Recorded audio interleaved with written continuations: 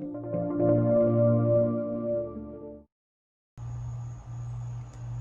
right, we're going to help some guys with the 7.3. We have a couple different troubleshooting tools thanks to other guys out there that led me in the right direction. 99 Ford F350 should go up. This is 99.5. Production date in the door is 2/99. So this has got the 99.5 and up motor. So I have some of the upgrades according to everybody else. Don't quote me on that. I'm still learning all the ins and outs to the truck.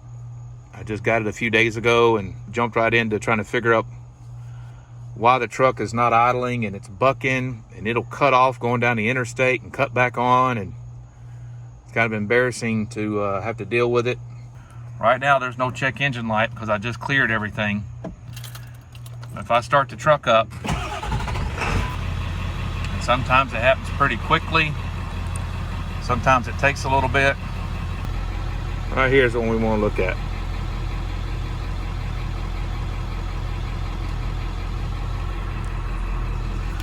So the factory sensor, the ICP sensor, and remember everybody, if you watch my previous videos, I changed this to PSI, so I don't believe it's times 1,000.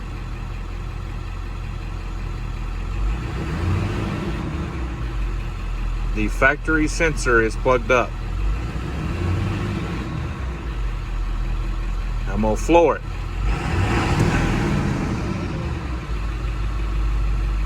Right now, I believe it's using the default of the truck.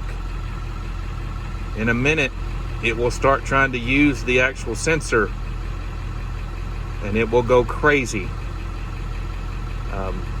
I'm surprised it's even idling right now. You can hear the thing through the windows are down. You notice that